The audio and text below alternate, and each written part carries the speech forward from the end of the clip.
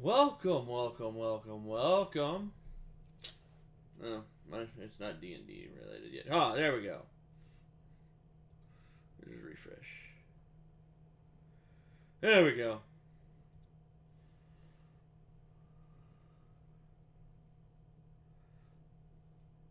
I think I just got Orkin's name.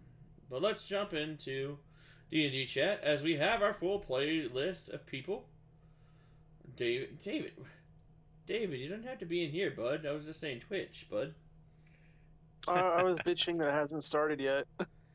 I was getting shit set up. I'm sorry.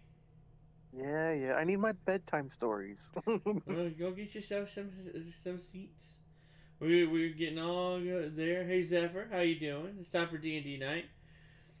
I'm gonna go ahead and let everybody know that I have not read all your backstories because two of you just dropped them into my lap last night, and I was not about to read those. I apologize.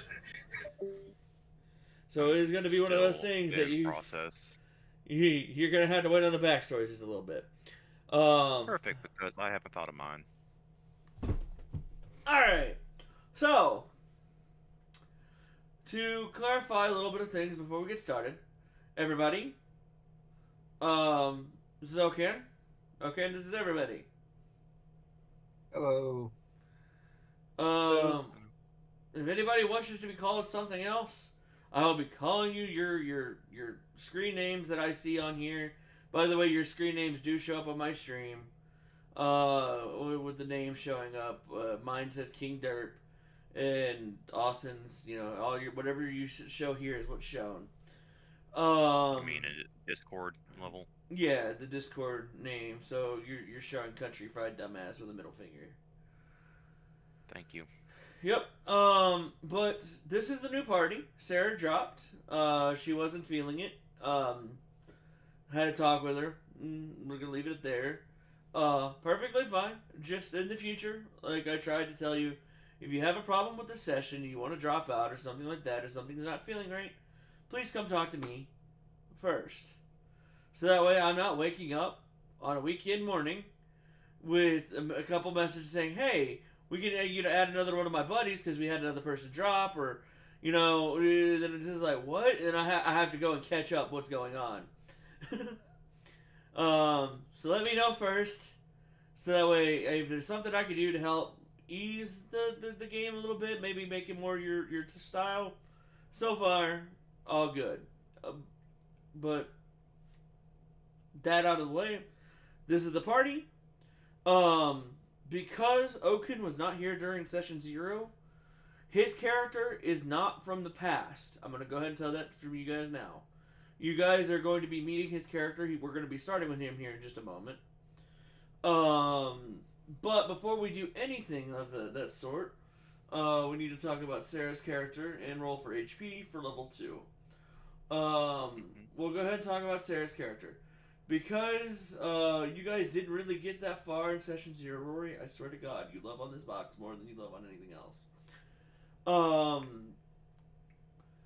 I'm just going to retcon a little bit of things. Just the thing that Sarah's character was the only character that did not walk through the doorway with y'all. So, you guys still founded the dungeon with Sarah's character and all that, but Sarah's character was like, I'm not going through. I'm going to stay here. And it's going to change a little bit of the backstory. You guys still disappeared into the dungeon somewhere. That's it. It kind of makes sense because I think her character was the most apprehensive towards going in the door. True. With that, let's go ahead and talk HP updates. Is anybody changing class now? Are we all staying in the same class for this level? Same class. So D4. Yep, D4 plus your con. Plus toughness if you have it. Do not have toughness, so D4 plus 2. Yep, so roll it. Are we all able to roll right now, or are we doing it one at a time? We're doing it one at a time, so that way I'm not overwhelmed. Okay, got it. Well, I also want to know like what I need to pull up one more thing while I'm doing this. I need to go to Roll20. I need to pull up my old campaigns. We'll go to Academy of Vane real Roll20 having quick. issues.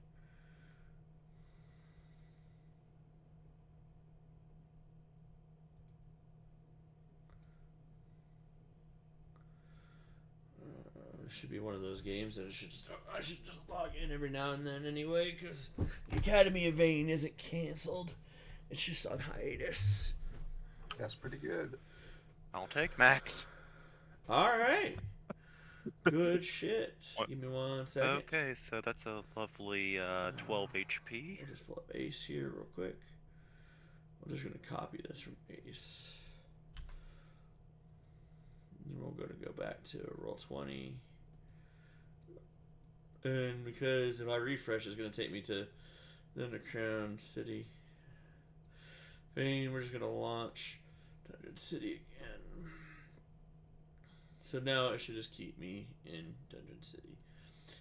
So when I refresh, yep, still here. Cool. You don't need a critical for that, David. I wish. You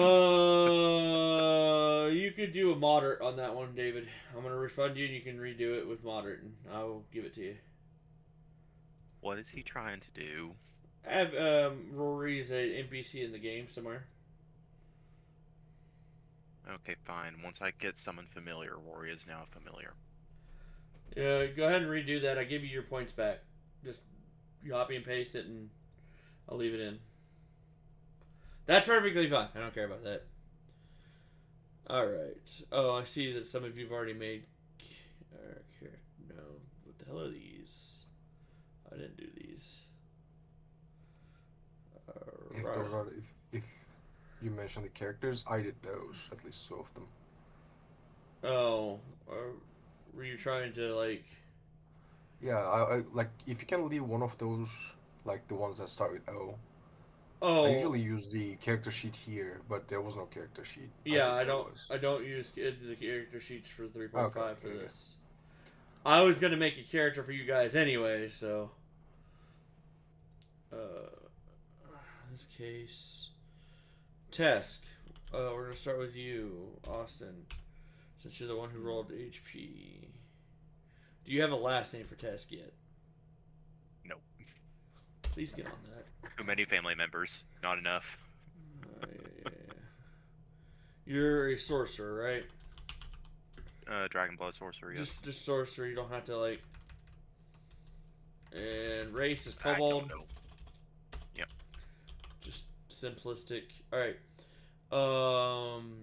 Let's see. And you rolled max HP, so rolled is 4, and then you rolled 4 again, and that means that your max is 6 and 6. You do not have toughness. That means your starting HP was 6. Your current HP is now 12. Alright, I need you to give me some... what is your strength right now? 8. What is your dexterity right now? 12. Con right now? 14. Okay, intelligence? 10. 10. Wisdom? 10. And charisma is 18? Yep. Thank you very much.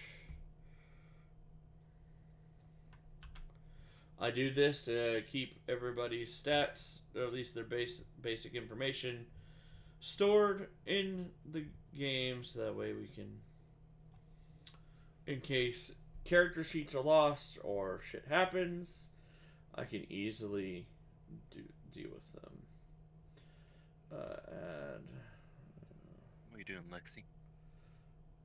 character. Alright, so who wants to go next?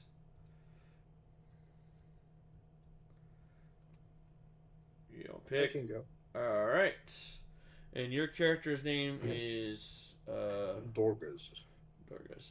If you wouldn't mind, go ahead and change your tag in here to Dorgus if you know how to do that. In Roll20 or Yeah, in the Discord? settings thing. Alright, I'll do so. So that way everybody can see everybody's name down there. And do you have a last name yet, or are you still No. not yet? Okay. You don't have Like, to have one. He won't. Okay, He won't have one. that's fine. What class are you? Warblade. Warblade. That's It's a D10, right? D12. D12. All right. And I got a 5. All right. And your first roll was a 12. And what's your con? 18.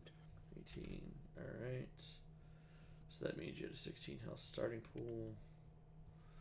And that means... did you take toughness? No. Okay. I should have 25 total, I think. That is correct. 25. Alright, what was your race? Are you an ogre still? It's a water orc. Or I meant Goliath. Or, I'm sorry. No, orc. Orc. Just full orc or water half orc. orc? Full. Full orc, okay. Water variants and gone through the Dragonborn ritual. So That's fine. I just need to know, like, what just the base race. Yeah. Strength is what? 22. Dexterity is what? 12. And I've already got your con. Intelligence is what? 12. 12. Wisdom. 6. Charisma. 6. Got it. Alright. Thank you. And that is saved.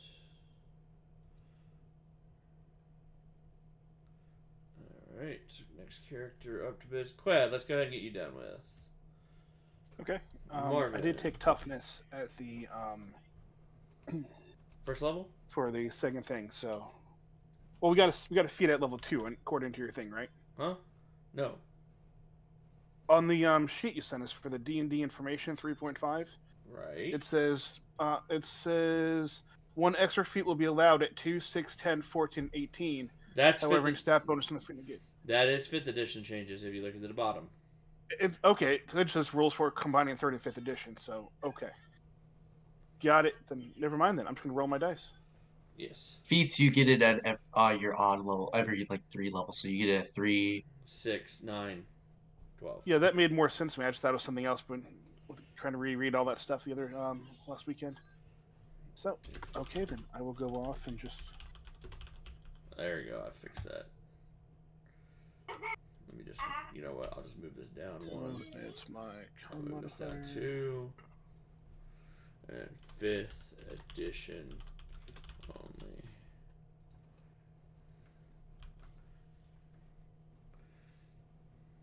Okay. Alrighty, that looks good. Alright. And you're a barbarian, right? I am. Alright, you're a half orc, right? Yes. Half orc.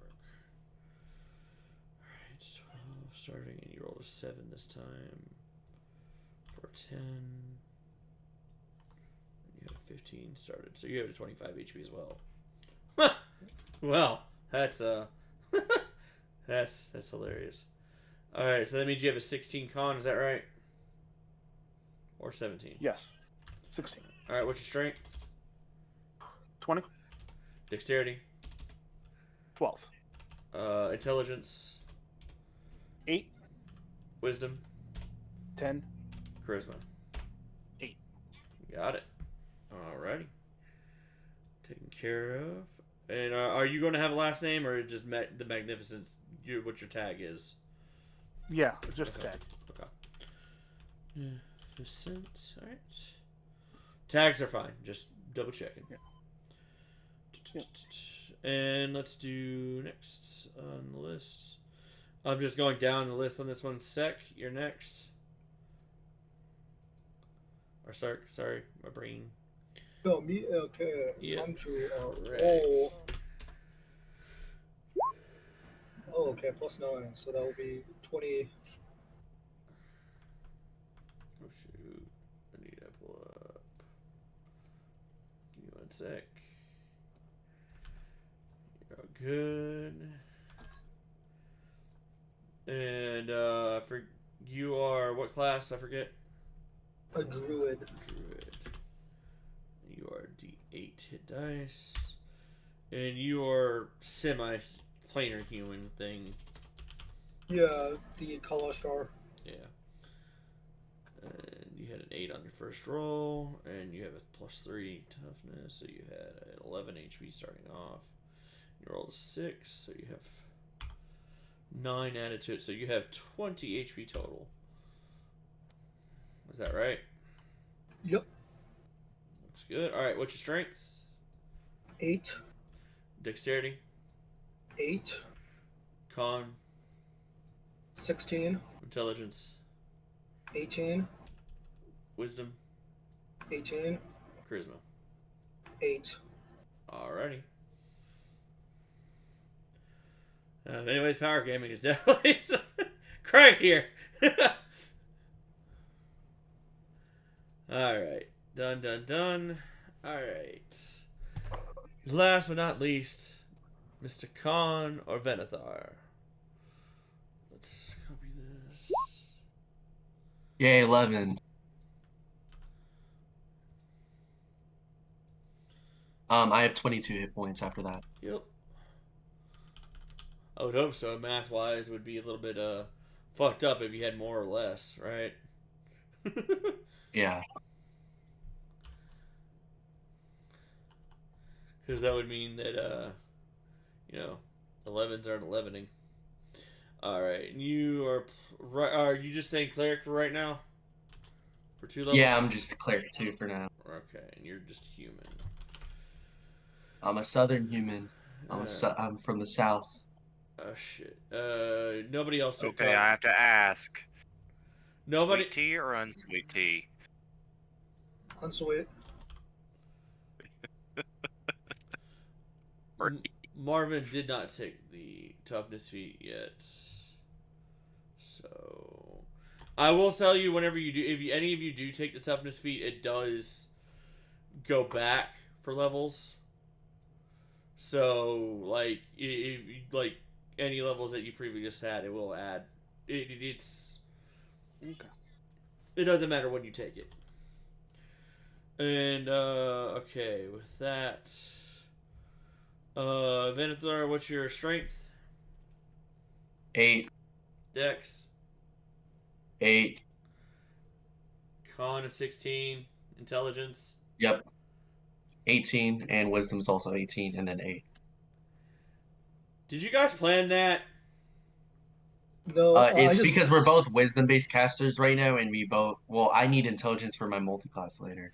I get that, but Yeah. did you both plan like I figured maybe a little con to Dex, maybe, but Oh no, for me, since I'm a druid. They're all dumb stats for me.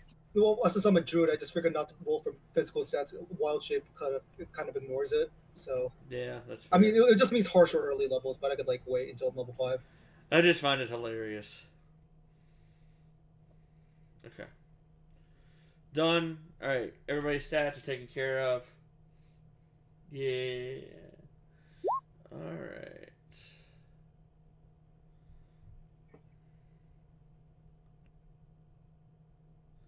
Yeah, that is famous last words. Hey, they put points into con. They'll have health. They just won't be able to hit shit. I have my rat to do that for me. Yeah, it is.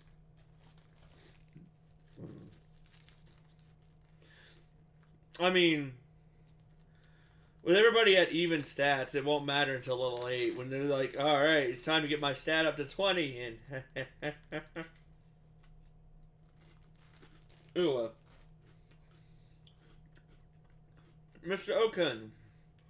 Yes. Or oh, you did your name backwards, by the way. I can just say that. Or Durgos.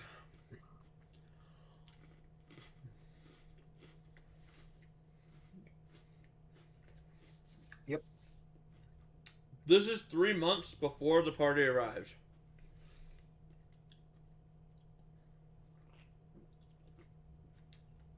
You are arriving in the city of Mectrovia. I'm going to put the name in roll 20. This is the name of the Megacity.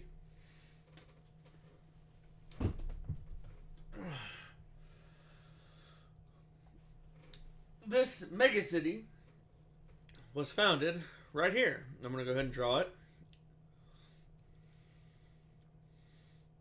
We'll use purple just because I like purple. It was founded right here. However, at this point, the Megacity encompasses almost this entire square.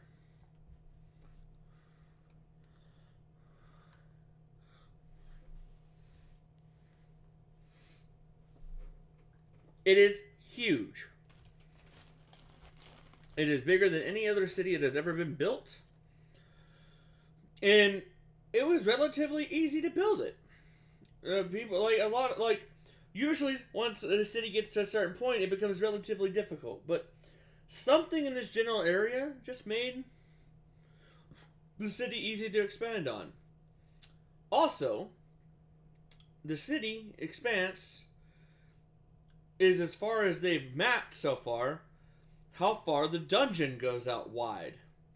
And it's still ever growing. They have not completely mapped it out yet. It's been 500 years, and this thing is huge. Hey, Tom? Yeah.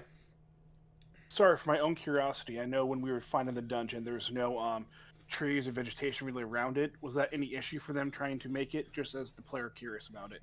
Like, build things, was there any trouble with, like, building parts in that kind of dead land, or is it just easier to build because it pretty much was just, like, plowed through already by no vegetation around? Is this something your character's going to want to know eventually, or something only that you want to know? Mainly me just curious about the land as the player. I don't know if he's ever going to really worry about that. He's not the most, like, intellectual trying to learn about those kind of things. I'm just, because you're telling the story, find it fascinating how you built the area. So, if it's something we're going to find out later, that's fine. I was just curious. All 5 of the groups worked together to build this. So it was the ingeniousness of the different factions and stuff. Yeah. Resources were a problem at one point, but they streamlined it. I need to pull up the factions. The Wonder Tech Academy was big on helping out because with the Wonder Tech and the Green Mass Expanse being so big with the Grand Cosmos, and they were all coming from all angles, they managed to make sure that the city was well started with the plan to keep expanding. And the thing is after they kept expanding, the city just kept growing. And from there, like, a lot of the other cities and towns and other dungeons and stuff eventually dried up, because that's usually how the dungeons end up happening. Either they end up defeating the owner of the dungeon, or like whoever created it, or whatever, like monsters inhabited or stuff, and it kind of just dried up the town because the income stopped. And most of them moved to this city. I have not gotten to which of these cities that are marked here have done that yet. I'm still working on that. But most of them are no longer existing on this. The only ones that might still be existing are the hub cities, because they didn't have dungeons to begin with. In fact, most of the cities might just be hubs at this point, where you just travel through to the next point. But that's stuff you guys will have to learn a little later on. But something else happened while you guys were. My brain is off now. Moving into the city. This is how big it is. Back on track. Dorgos, you come from the mountain region. like we've discussed, the red area, the you see it, right? That's mountainous. Yeah. You've come from there. You're hidden there for a long time. You were the only one that agreed to come out. Most everybody else is still solitude, but you decided that you were going to be brave and come into the city. You made your way across the river. You followed the river down because that was the easiest way to find it. And you entered the city. This was 3 months ago. When you entered the city, they asked you your name. You provided it. And you were granted access to the city. They tell you that you have a month to get your papers in order, and you're sitting inside the city after they tell you this, and this is where I'm going to start you off. So they told you that you need to get your papers in order to get everything situated to become a member of the city. So they didn't explain any of that. They assumed that you understood what it means, but you can determine if you understand what it means or not. That is up to you, but that is where we're starting with you. Okay. Dorcas would think that there would be something to do to get those papers, so he would be on the lookout to learn what that might be. Okay. Maybe ask around, maybe look for like some. So go ahead and roll me a gather Officials. information check then. Gather information. Would knowledge local or history help with this? If you have knowledge local, you may roll it. But right now, I would still want your gather information roll because you are actively asking people. Yeah, I was asking if my character would know without asking. You can roll knowledge local. This is low. Oops, that's the wrong command. That's local, and this would be, if it doesn't work, gather information. Luckily enough, you're local enough saves your gather information roll. You know that all you have to do is just head to one of the 5 factions that are in they have pretty much. So the city, I'll go ahead and explain now for everybody. The city is divided into the 5 factions, right? At the middle ground is everybody's territory, right? It belongs to everyone and all the adventurers. It's called the adventurers section. This district is open to everyone, allowed for everyone to stay in, and this is where adventurers usually stay while they're making delves into the dungeon. Outside of that, it's pretty much a pie graph, if you get what I mean. Like, so it'll look like this. So that is the adventure section right there, and then this is one of the factions. Here's 2 of the factions. Here's 3 of the factions. There's 4 and 5. Make sense? Mm-hmm. Like, each one of the factions has an equal chunk to the city. So you know from your knowledge local roll that you just need to make it to one of the notaries in one of the factions, and tell them why you're here, and that and provide any kind of. You don't have any paperwork because you're not from a. You're from a local tribe. You don't have paperwork stating, "Hey, I am this person. I was born here." You know, like the rest of the party does. I'm from this tribal encampment that was not heard of. This is my name. And what they'll do is they'll put you in the system, and then they'll give you documents saying, "Hey, you're this person. You say you're this," and they'll do that kind of thing for you. Your gather information roll is luckily you. It's not necessarily needed, but you just for a split second you'll ask somebody where the location is for it. They're a little confused because your accent's a little thick, and then you have to say it a couple times, and eventually they're like, "Oh, it's over there," and they'll give you simple directions that direction. Yeah, I reckon it's gonna take some time, but I'll probably go to one of these notaries. Like, that's the first thing to do. I'll go ahead and tell you with your knowledge local roll, you do know the 5 factions. I did not explain to you the 5 factions before, did I? No. Okay, so I'll go ahead and explain them to you now. The party, this is a refresher, so go ahead and just listen in. So there are 5 total factions. You have the Wonder Tech Academy. The Wonder Tech Academy is a group of like-minded individuals that are working on building technology to help assist the living and all that stuff. They pretty much their hold on the continent is to boost scientific minerals, materials, and stuff just to keep building their technology. The next is the Green Mass Expanse.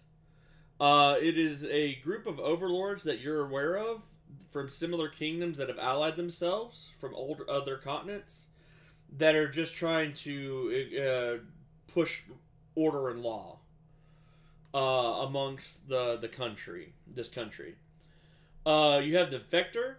This faction, even though it's been 500 years, not much is still known about it. It's just they're there. They have a very open lifestyle about things. They're very open about how people live in their section. They're very much we deal with our own problems internally kind of thing. You have the Grand Cosmo faction, which is the largest faction out of all 5 of them, even though they have share equal parts. Their entire goal of the faction is to unite everybody underneath one banner, to make everybody work together to achieve goal and peace and all that good stuff. And then the last one, which would be one that you're probably more inclined to join, is the Ruin Institute. This faction is a group of individuals dedicated to the study of past ruins and dungeons, as well as the people that are trying to preserve the history of this country. Like everybody, all the previous nomads and all their the old folk that used to live on the continent, they're very open to learning about them and preserving their ways. I would imagine like the 5th one would be they would be the most yeah, I cannot speak. They would be exploring the most, I would imagine. All of them do a fair equal amount of exploring, but the 5th one is the one that does the best at preserving things. They don't want to disturb. They want to keep the balance of the country as best they can. I reckon Dorgus would go with the open one that you mentioned, because that feels like it has the most opportunity to, rise in the ranks if there are ranks, or just like carve a niche inside. The other one seems pretty structured, and he doesn't have anything in his name or anything like that, so. So you're going to go to the Vector? Vector, yeah. Okay. If that's all right. Yeah, that's fine. I like the word Vector. You will head to one of the Vector locations. As they are open about lifestyles and stuff. Once you start explaining to them, actually, you know what? We'll roleplay it. So I am trying to catch you up to the party, but we'll roleplay it. You will walk into the building. All the buildings are open to the public. It's a very nice building. It's set up, and there seems to be just one person on the inside with a bunch of paperwork on this one building. He sits there. It is a human male, and he seems to be filling out documents. Just sitting at the desk, and as you walk in, he's like, yes. Come on forward. Take a seat. Howdy. And he will sit. Welcome. What can I do you for today? And he looks at you. He's like, my name. Give me 1 second. I'm bad with names. I will probably not remember it. Don't worry about it. I have to come up with it. Like it's something that I'm gonna have to. That remember. was a character. Oh, I had a character. I have to come up with the name. Give me a second. I know, man. You know what? We'll go. Hey, my name's Trevor. Nice to meet you. Well, Thomas, nice to meet you too. Okay. Uh, um. well, I'm here because I was told that I need to get my papers. Yes. Do you have your birth certificate? I haven't. I don't. I'm outside from the city. He looks at you for a moment. Uh. He thinks he's like, "Were you not issued one? That's weird. Most cities issue." I wasn't born in any city. Oh, well, were you born in a town then? No, I was born in the mountains. He looks at you a little bit and he's just like, Just like, yeah. one Parents are moment. hermits. Yeah, no problem. One moment. He's like, he pulls out a map real quick and he's like, were you born on this continent? And he's showing you your continent. Yes. Can And you- like, if they're like, It looks better I than would this map. assume, yeah, I would assume dogs would know like roughly direction where the mountains is because those Yeah. mountains are probably like visible Yeah. They're the only mountains. or in like the they are continents. known by a name. Yeah. So I would say just yeah. I'm assuming you'll point generally in the general direction of the mountains, like around this area. Yeah, like you probably have seen that mountain, right? That way. I thought all the locals were gone. Oh. It's just some stragglers. Just Huh. that my parents were hermits. They died. Not unheard of. I'm barely a month old. He looks at you. You're that big already. Yep. Okay.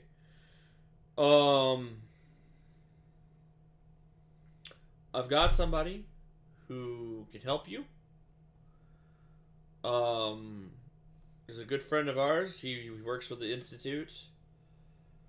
He handles cases like yours. Specifically people that are not registered yet in. He's got all the documents and forms and such. Great. Let me give him a call real quick, and you'll see him pick up this device on the table out of character. It's a phone, like a landline What phone. is this? And he picks it up. He's like, "It's a phone." And he's like, "I can contact somebody across the city with this." Oh, it's like a magic spell. Something like that. He'll explain it to you more as you spend time with him, and you'll see him like reach down as he puts the receiver to his head, starts punching in a couple of the numbers you see on the phone, and I'm assuming you have common as a language. Yeah, are you illiterate? Yes. or you normal? I'm like I am above intelligence, literate. So yeah, you recognize the well-educated. numbers, and you see the number he just punches in about 9 numbers. And then he's just like, you hear the receiver make a loud noise, and you hear a hello on the other side about maybe 10 seconds later. And immediately Trevor's like, "Yeah, is Quills there by any chance?" And you hear on the other line, he's a bit busy. Why? He's like, I got a local that is looking to get membership to the city. I was hoping he'd help with that. And immediately you hear another voice on the line. He's like, "I'll be there 3 minutes." And you just hear the line disconnect. You hear, and it's just like, yeah, that usually brings him quickly. And you see him put the receiver back down on the phone, and he's like, he'll be here shortly. Okie dokie. Are we allowed to smoke in this place? Outside, please. Oh, Outside man. is perfectly fine. Just as long as you don't blow it into other people's faces. Oh man. That's Uh, my favorite pastime activity. he's like, sorry, documents have to be pristine. I understand. I guess I'll wait by the door. Okay. He's like, yeah, just you'll notice when he shows up. One moment. What did I do this time, Abby? As you're sitting outside waiting, just smoking, um, most people just walking by. Nobody seems to like pay you any mind. A couple people just kind of give you a nod. They're all friendly. But something just spots your eye almost immediately, and you see this like in the crowd. There's this pathway forming as it seems to be coming straight towards you, but you can't see anything in the pathway. As the pathway clears up and opens, you see this gnome in a chair, and the chair is going at what you could only tell as like breakneck speed. Like this gnome is sprinting in this chair, and it is just going, and immediately stops right in front of the door. And it almost looks like the little gnome about flies out, but you see that he's got like a little belt on about midway, like his chest, and it stops him from doing so. And he's looking right up at you. He's like, excuse me, as he motions towards the doorway. All right. Yeah, I'm gonna look for like an ashtray or something like that. If not, Yeah, there's one. I'm okay. Yeah, then I'm gonna stop smoking and go inside after the gnome. Yeah, the gnome can't reach the door from where he is, but you see him like pull out a stick of some sort and just kind of slap the doorknob, and it opens it for him, and he just pushes the door open with this chair and zooms inside.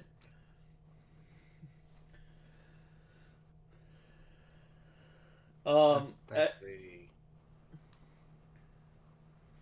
where can I get one of those? My intention. Why? And as he noticed that you're following him in, he's like, oh, and he looks around, he looks and sees Trevor and sees you. He's like, oh, so you're the person that I'm here to see. Ah, come on. Yeah. And he zooms immediately straight up towards Trevor. And Trevor is at this point is already just like, Quills, nice to see you. That was about 3 minutes on the dot. And at that point, you see Quills just like pat his Cherry's like upgraded it this month. It's got a I can't fly with it yet. The city won't let me do it just yet. But it's definitely got definitely permitted me to use higher speeds as long as I do this. And you see him reach behind him and flip a little switch that's on like the side of his seat, and you just hear this noise just kind of fill the room. And he turns it back off. He's like, as long as I keep that on while I'm going full speed, to let everybody know that I'm moving, the town has agreed to let me have it. And you see Trevor just just kind of like sit back with like this smug on his face. It's just it's entertaining as all get out, because most other people wouldn't be able to get away with this, it seems. It's like, you're one of a kind, Quills. Either way, this is Dorga's. At this point, he motions towards you, which I'm assuming, are you standing beside him, behind him? Probably beside him. And at this point, Quills will like turn his seat, like the chair rotates almost perfectly, like 90 degrees. It doesn't even move. It's just perfect on a swivel. It's like, I'm Quills, and he just reaches his little hand up to meet you. Yeah, I'll kneel down and grab the hand. And he smiles. He's like, so I hear you're from you're local. Yeah. Excellent, excellent. Some days of travel, but that's about it. Oh, that's perfect. Like, we haven't had a local into the city since it's been about 14, 15 years at this point. I'm excited to fill out some paperwork and get you situated. However, if you are a local, I'm assuming that you're still a little, you don't know everything about the city, correct? I heard some things, basic stuff. Do you know what that is? And he points to like a couple of the technology pieces sitting around the room. Got a clock, phone, things like that. I have heard some names. It will take some time to match those things with the things that I'm seeing. But yeah, like I know that there are a lot of new things that we didn't have, but you have. One moment, I got a Twitch thing. David, are you talking about Quill's calling task? Because I can guarantee you that won't happen. I'll explain why later, but that won't happen. I don't mind another NPC calling task. That could be a thing, but you need to be clarifying what NPC is calling. Because Quills will not do it. There's a valid reason for that, and I'll explain that to them later. But does someone want to get shocked? no, I'll go ahead and explain it now. Quills is a huge history nerd, and you four are the ones that founded the dungeon. So he's very obsessed with the four of you, plus the elf. Does it make sense? Is this the little old man that we're following? Yeah, it's Quills. It's the same man, dude. Oh yeah, the one I need to learn how to share works just because shiny. Either way, Dorgus, if you don't mind, how much do you weigh? Do you know? I'm not trying to be rude. How much do I weigh? Yeah, I do. Roughly 310. Quills nods. It's like, all right, perfect. It's still within our weight limit. All right, at that point, he's like... Is there like a height limit? he chuckles. Nah. Just a weight limit. I mean, the chair is built for him. But he's like, I've modified this thing a little bit. Let's see if I can get this working. And you see him pull out just a couple of tools, wrench, a screwdriver, and such. He's like, come on outside. Thank you, Trevor. I got him from here. Goodbye, Thomas. As you follow him outside, he doesn't get out of the chair, but the seat kind of pushes out a little bit and turns him around to face the chair. It's kind of like got a bar that's connected to it. Oh. And he starts. He immediately moves the chair portion where he's sitting to the back seat of his thing. For all of you who's watching, he can't. For those of you who are curious, he's paraplegic. He can't move his legs. He's stuck. He's chair bound. So as he begins to tinker with the back of his chair, you see immediately a foothold pop out of his chair and expand into a bigger seat on the back end of his chair. He's you like, want me to sit there? yes, please. And All right. as you kind of get there and sit, the chair kind of goes off balance a little bit. He's like, it's fine. He comes to the front side of the chair, and he pulls a little point, and you see this weight kind of start appearing over his seat, and it starts balancing the chair back out. It's like, I could have given you my backpack. It's like, oh, well, you set it up here, that'll balance it out. Yeah, because that's like 150 pounds already. You set it on top of the little bar above his head, and it balances it out a little bit better, so it doesn't have to go out as far. He's like, perfect. All right, buckle up, and he'll point to the straps. This thing zooms. All right. As you strap in and look at it, he'll come around back and just make sure it's tight. He's like, don't need you falling out in the middle of the street, bud.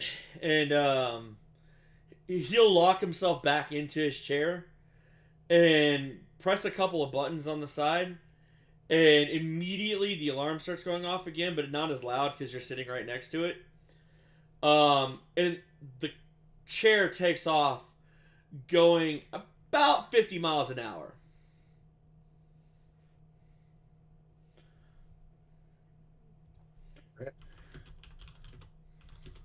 I mean, I glide. I'm used to gliding off and like just do free falling. Do you know But 50 miles is pretty good. 80 kilometers? If I'm, Yeah, you don't have to convert for me. okay, cool. I played enough D&D that I'm familiar with US stuff. I mean, it is maxed out at 50 miles an hour, and the chair does have the zoomies. It is going fast, but people seem to see it. It just kind of avoid it as he sticks to like the right hand side of the street. You think this thing can fly? I'm working on it. Because I like flying. Give me a couple of days to get the permit. Eventually they'll give it to me and I can make it fly. Like as Dorgus says this, his wings are like clapping because of like the wind on his back. Everybody Dorgus seems have 2 wings. Yeah, everybody seems to avoid you guys pretty clearly. The alarm. It seems like to not even slow down the fact that you're in the chair. He's just like, I got this thing to max out at 1 ton. After that, it starts slowing down, but we're good. However, after about 1,000 pounds, I'm gonna have like a big ass weight on the front side of it to try to balance it out. Got to work on it a little bit. But about not even 3 minutes later, you guys are pulling up to this library. I'm gonna go ahead and give you a nice little description too, because you get to see the entire city, at least a good chunk of it, zooming past. There are a variety of people that are passing by. You see stalls with food and such things like that, like people living quarters. There's a couple of growing quarters with plants and stuff like that, food and such. You even pass a small little chicken range. You could definitely tell just because you just hear the cluck, cluck, cluck, cluck, cluck just zoom past you. Almost everybody just doesn't seem to even mind that this dude is traveling this fast or in this mechanical device, and gives him a good wide berth. In fact, you swear you might see other contraptions on the road too. It's just they're less refined. They're more like carriages and such, but instead of like a horse pulling in front of them, it's just kind of just going on its own. They're motorized. Yeah, but they're going a lot slower. Like they're driving Toyotas and we are on a Corvette. Yeah, that is a very good explanation. But as he pulls up to this library, he's like, "We're here," and he presses a button, and your seatbelt buckle just snaps off. Yes, Avi. Last session, it can the chair can go upstairs without any kind of problems. In fact, there's a staircase sitting in the library, like at the front of the library, that he is in. Once you hop off of, he starts immediately going up the stairs. Like the wheels seem to just stick to the stairs and just let him go up it.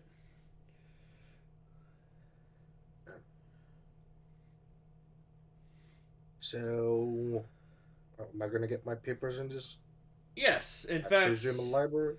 In fact, get comfortable here, because you're going to be here for a while until we can get all your paperwork and stuff in order. Okie dokie.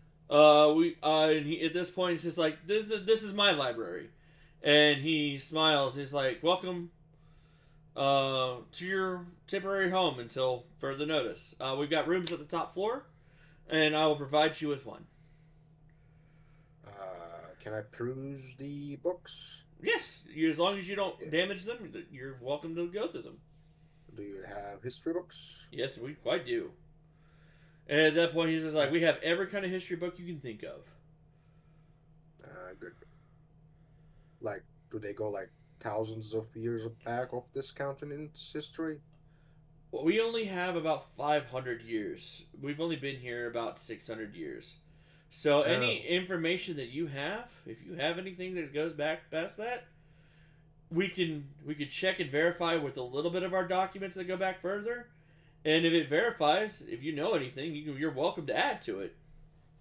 I mean, our tradition is mostly oral, but my teacher, and he was much older than 600 years old. I mean, he told us some stuff. I can't verify them, but I can share them. I'm assuming you don't mind talking and walking, so you guys are kind of entering the library. And he's like, that's perfect. Like, a lot of nomadic tribes and stuff always dealt with things orally anyway. We have a way to check a lot of the stuff anyway out that's said. A lot of the gods that are working with the Ruin Institute, we can ask them yes or no questions, but we can't ask them, if certain things happened or not. You know what I mean? So if you provide us with a couple of statements, we can check and verify with them. And if that actually turns out to be true, we can add it to our knowledge base and expand it. Just be aware that it's mostly folklore, so yeah. Hey, folklore is still part of lore. Quills actually seems kind of excited. He's just like, I love getting to meet locals. And he's like, there's so much to be learned, and you guys are so intriguing.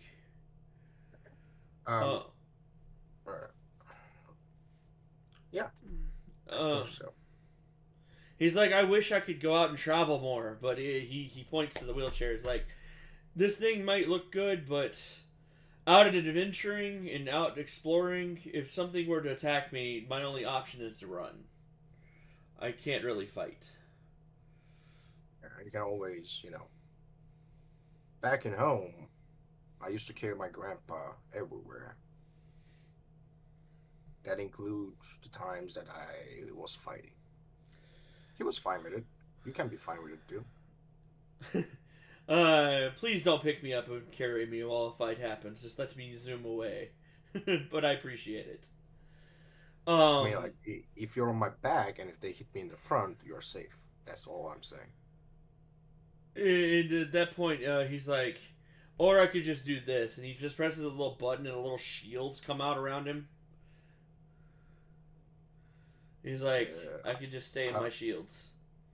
I would take my bed with me instead of a shield. I'm much better than in a shield.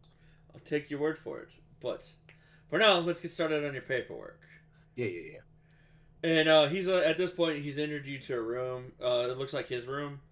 I'm gonna go ahead and speed up at this point. You end up getting your paperwork filled out, your name and all that, where you are tribe wise and all of that. And for the next 3 months, Quills and you, you stay. You're welcome to stay as long as you like, but they have to confirm everything, and that takes a couple of months. So you're still waiting for confirmation. But during this time, he's going to teach you everything about pretty much up to modern technology. You'll know what a phone is. You'll know basics of, not the best computer interface that you know, because his wheelchair has some interface on it, but you're not entirely, you walk up to a computer, you know how to search for a book, you know what I mean? You got basic knowledge. I know how to Google things. Yeah, you can Google something, but you're not an expert at it yet. This is still way beyond your skill set. Clearly your tribe didn't have these computers or anything like that. You learn that a lot of this is fueled by magic and technology kind of combined. So it just depends on what's broken on the machine or anything that you'll have to call certain people for. But something happens. It's about you're about I'd say about this is your 87th day in town. You're chilling and party. You guys are brought out of the dungeon by this very, very polite gnome in a wheelchair. He's not said much other than the fact that he seems to know exactly who you four are, plus the elf. I'm sorry, the five of you. If I remind you, you guys are traveling with Alan Zvier Lyedin. He is the elf fighter that was supposed to watch over you guys while you guys were in the dungeon doing your first attempt.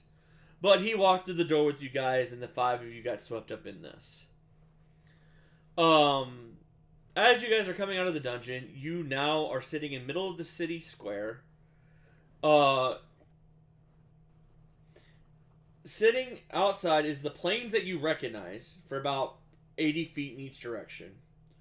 And there's a gate on each side with a little, fenced off area so that way people can't just wander into this zone. Because it's dangerous. And then there's a guard. And then after that, for as far as you can see, it is nothing but city. And then the gnome is like, welcome to Mectrovia.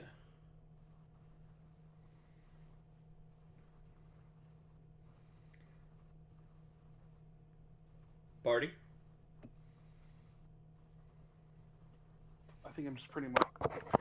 Well, for right now, I'm just pretty much in awe and just looking around to see everything. 'Cause this is so much different than what I've known. So I am pretty much just shell shocked right now. No. Do I see any greenery? Yeah, green. There are green spots inside the city, but it is huge. It's pale in comparison to open plain. Yeah, it is pale. Yeah, clearly. But as the gnome's this is the Megacity. It spawns for miles. So does the dungeon. Don't fret. There are still parks and stuff if you want to get your own nature kick. For those of you who still enjoy that. But we are heading to the Ruin Institute, my library. We're gonna get you guys set up.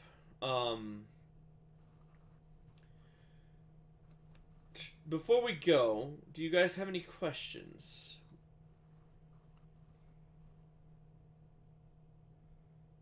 No? I think I almost have too many questions to go on right now. So why don't we just you lead the way and we'll figure stuff out later. All right. Is there a check I can make, like some sort of knowledge skill to determine if this guy is some sort of magical caster or if he's just a guy who has a library? Sense motive. All right, cool.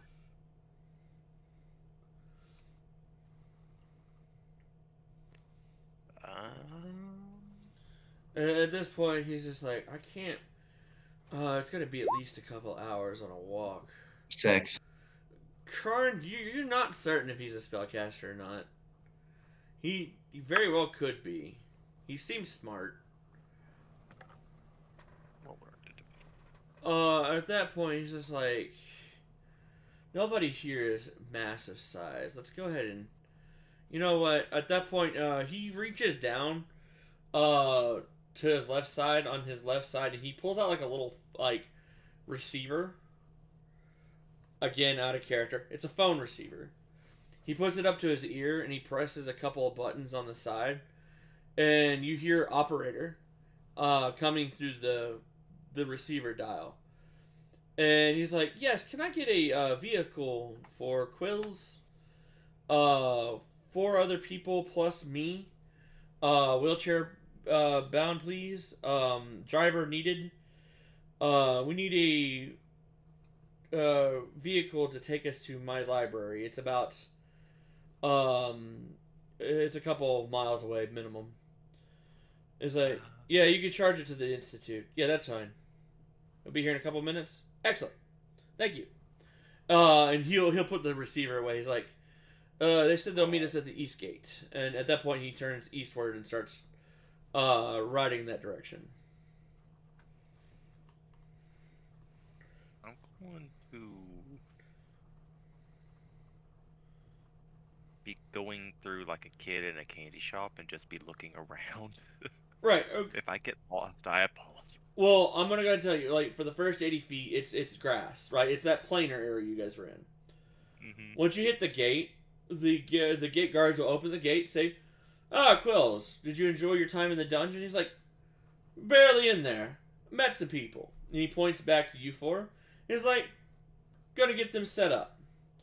And then they kind of look, like, shouldn't they already be set up if they were in there? And it's like, Quills holds his hand. Very unique case at this point. And then the Are guards. they wearing any sort of insignia from the caravan group that we were part of? No. They're wearing what looks to be the town insignia. You can kind of just tell because it has the name underneath, like around the bottom of it.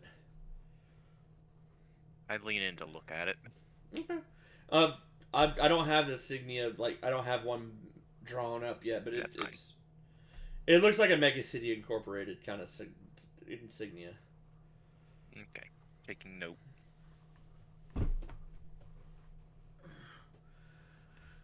At that point, like you guys are on like what looks to be a sidewalk into the city streets and all that, and Quills just kind of stops and parks his Cherry's like, "We got a couple of minutes, so I'm going to go ahead and he looks both directions. You guys have moved a little bit outside of the guards' ear range. He's like, I'm going to go ahead and assume you guys know nothing. Is that a good point to start? Do you know what this is? And he'll hold up the receiver that he was just talking on.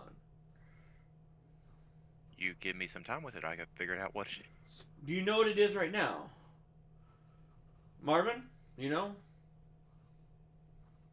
Assuming It's your talking stick, of course. I mean, what else could it be? some sort of message device. If Good, it's got close. spellcasting capabilities. It's called a phone. It's technology based. It connects to the other phone lines that are in the area. As long as I it's a have... magic item? No, it's completely technology. Oh, you probably don't know what technology is devices that are built without magic. When he's explaining this to you, you guys all know. You guys knew what Wonder Tech was. This sounds what he's Okay. explaining right now is Wonder Tech stuff. Is it a device that enables telepathy but without the use of magic? Well, you heard me talking into it, so telepathy. I have to talk into it. But is it based on telepathy? Kind of. The idea Or was the just. spell message? That is a good concept. Yes, it is like the spell message, except the other person needs to be on the other end. That has the phone, and I need to know the number to contact them. If I don't have their number, I can't just contact who I want. Like I have to know what number I'm contacting, or else I'm just gonna be calling random people. How are you contacting them through technology? I've never seen a device like this before. I would Yeah, it's assume way more not, advanced considering message. that it was just invented 200 years ago. How does it work? And he'll rotate his seat to you, and you'll see the number pad 1 through 9 and 0. It is like I pick up the receiver, and then I punch in the number that I want to contact. Most numbers are at least 8 to 9 digits, depending on which section of the city you're calling. If you're trying to contact the operator, all you have to do is press these 3 numbers right here. It's 910. And then the operator is contacted. And all you have to do is talk to the operator about what you need. The operator can do things like order a vehicle or stuff like that. and provide information to you if necessary. Can the operator bring food? Yes, but why would you want? He points across the street to a restaurant, or you could just walk over there and get some. How does it connect to other people? They have to have a phone. Well, but I'm not sure. I've heard of magical devices being able to do this before, but how does it do this without magic? How can it connect to others? Electricity. Interesting. They mean must like have an Chucky? electrical mage running this.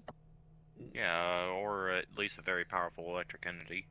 It's neither. It's time. What, you don't have? I will teach you. Trust me, you're not the. Hey, I unless you heavily somehow doubt what you're manage to saying. Only a mage could corral do this. yourself It must be some sort of elemental or magical creature Hey, mage hey, doing you said this. only a mage. God forbid we get a sapphire dragon in here. I am no mage, and yet I'm able to do this. Then you Well, I'm probably- not necessarily saying that you're the one controlling it. Perhaps there's like some sort of conduit doing this for everyone. I built this, and he like knuckles the wheelchair. What do you think about this? This isn't some magic. As he like twists and turns it around. Can I cast detect magic to see if I can detect anything? Sure. You cast detect magic. And yeah, he's right. It's not magical at all.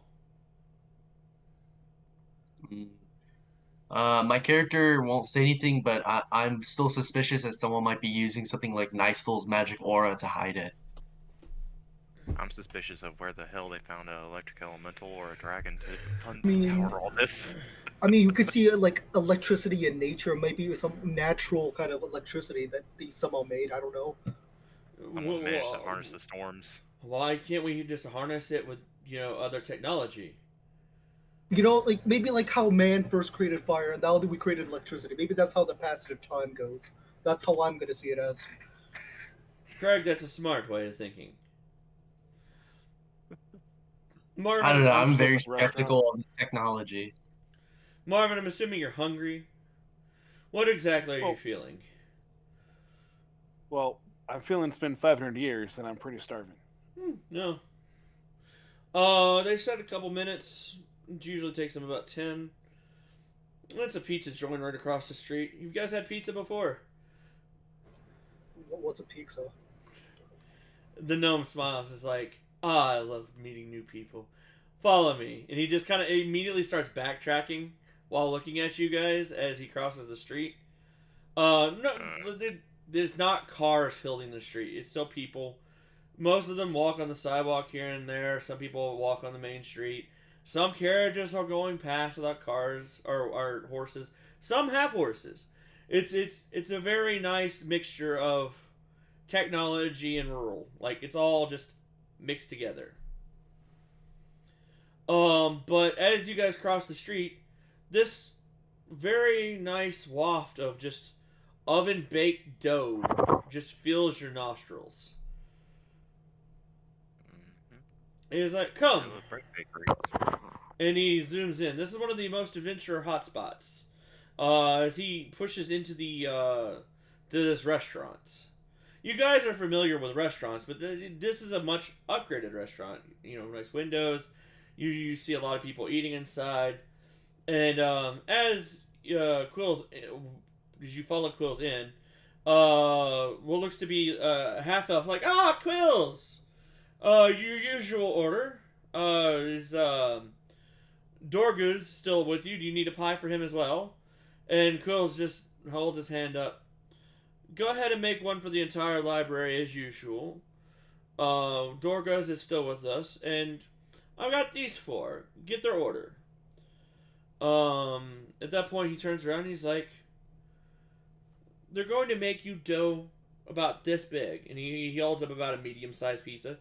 He's like, you can put anything you want on it, but it comes with cheese and tomato sauce baked on the dough. You can add anything you want to it, meat, vegetables that they have provided up there. He'll point to the menu up that you can see. Try something out. My treat. Can I ask my rat what it wants? It just says anything meat.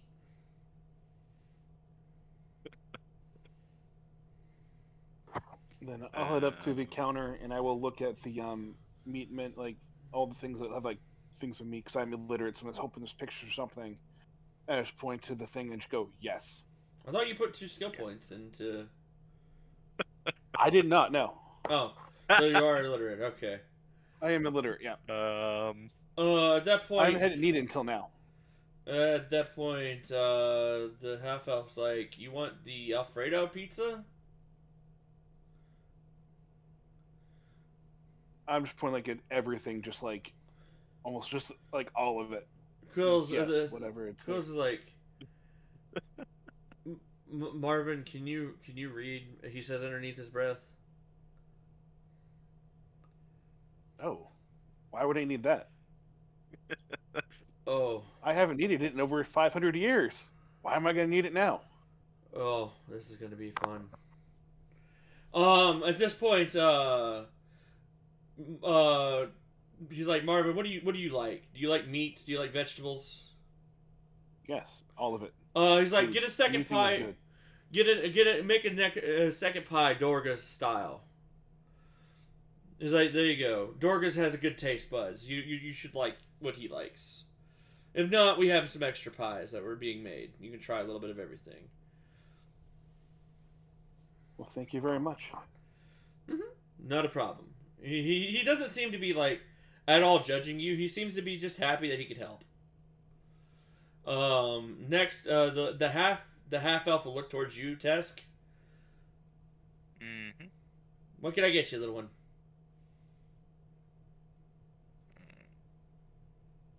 I'll read through everything real quick. Probably go for a fishy. It's a place. pizza menu. Yeah, it's literally a normal pizza menu. I'm not gonna sit here. Well, I mean, you can add some like flair to it if you want, like Red Dragon. You know, be creative. Do they have anything that says dragon on it? Yeah. Yeah, we're going the full dragon style then.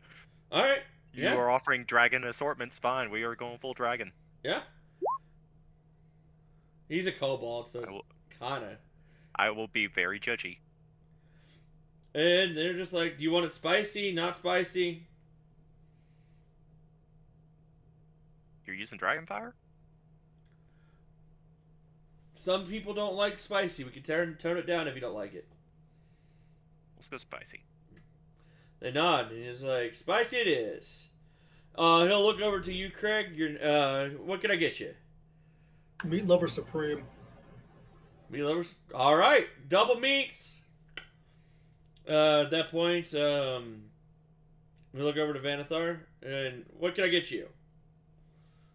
What implements are you using to cook these pies? You can see behind them that they're using a old brick oven. Oh, brick oven? Yeah. Nice. Okay, then I'll just have. My character would be interested in a pizza. I just want a pepperoni one. Pepperoni. Alright. Can do. And they start cooking the pies. And they've got like 3 or 4 brick ovens with like chimneys that like push the heat upwards. So that way the entire building isn't just cooking. But you guys can smell the waft of the pizzas and the mixture of flavors and stuff. And now I'm fucking hungry. And now I want a damn pizza. But eventually, as the car or the vehicle pulls up, they immediately set the pizzas down. It's like, order up, Quills. And Quills just tosses them a small card. They look at it and it's just like, they run it and hand it back to him. And it's just like, thank you very much, Quills. Like, thank you. They've got about 10 pies there. And Quills just looks up at you, Marvin. And Marvin, would you mind carrying those for us? Like, take half the stack and give the other half to Craig and Vanathar for the moment. We'll put it in the back seat of the vehicle. Yeah, I can just carry him. I don't have to. I'll try to be helpful. He looks grateful considering he's, a gnome in a wheelchair. I'll just follow closely. He has my food now. Tess, they made you a smaller pie just because you're smaller, but they didn't make it like it's still medium size. It's just a little bit smaller but they put a lot more like meat on it. That's the only difference with the pizzas. Okay. Out of character, they know roughly about how much each kind of race needs. For the half orc and the orc, your pies are a little bit bigger. Are they all the same price? How would you like to know? You didn't pay. You didn't pay for it. Well, yeah, but I want to know if they're ripping us off. Out of character? Out of character. Out of character. They're all the same price. They're not upcharging or down. Ah, damn, they are. They're fleecing us. It's all about the toppings, not the size of the pizza. Well, I kind of lean in. I'm like, well, You're paying the same mine's a little price bit as someone who's getting so a it's bigger kind of pizza. okay. Well, in character, you don't know. In character, you guys have No, idea. I'm talking out of character. I know in character, my character doesn't care. So let's go on to whatever this thing is. Outside, it's a carriage, and it's being pulled by what looks to be 2 horses, but this carriage is a bit longer. Looks like almost like a limo carriage. And Quill's motions up. It's like back seat. Still, does it have heat control back there? The driver seems to nod. Yes, Quills. We assumed you were picking up some pizzas as well as you usually do. Thank you very much. At that point, Quills will pull the 3 of you around and open up the back trunk of the carriage and just motion you to put them in there. It seems to be a very like the little pizza bags that they got, except it's inside the carriage. It's to keep food warmer or colder. How tall is this carriage? It's pretty tall, but there's stairs. Oh, so it's a raised carriage? Yeah. And it's really nice. It looks really nice. It looks like it really is a nice looking like well made. Okay, I will not get on the roof to ride the roof. If you want to, you can sit in the front. There's a spot open in the front for you. Fine, I'll take the front. As you guys put the pizzas in, and you see Quills turn on the heat option and shut the thing, and it latches, and you guys all get into the carriage, I'm assuming, and Quills kind of just yes, raised horse-drawn limo carriage with a heated trunk. Yes. Quills literally just moves over to the stairs. Sadly, the stairs are too far apart for his wheelchair. So, this is the first time you guys have actually seen him move from the wheelchair. He, there's handles on the wheelchair, or like the way up, and you see him immediately, pull out the stick and just kind of fling it, and it kind of grabs a hold of the highest, most, handhold at the top, and he pulls it, and he comes out of the chair, and like it is pulling him straight up to the top of the carriage. At that point, he pulls himself up, pulls himself into a seated position, and pushes himself into the carriage and climbs up with both of his arms into one of the seats. With that, he presses a button, and the wheelchair collapses into a small briefcase. Like, in a matter of like just a couple of seconds, it just collapses into it, and he just flicks the stick again. It immediately stretches to grab the thing and pulls it right back to him, and he just grabs it with his other hand. Wait, it was that light? How would you like to know? An artificer pulled it.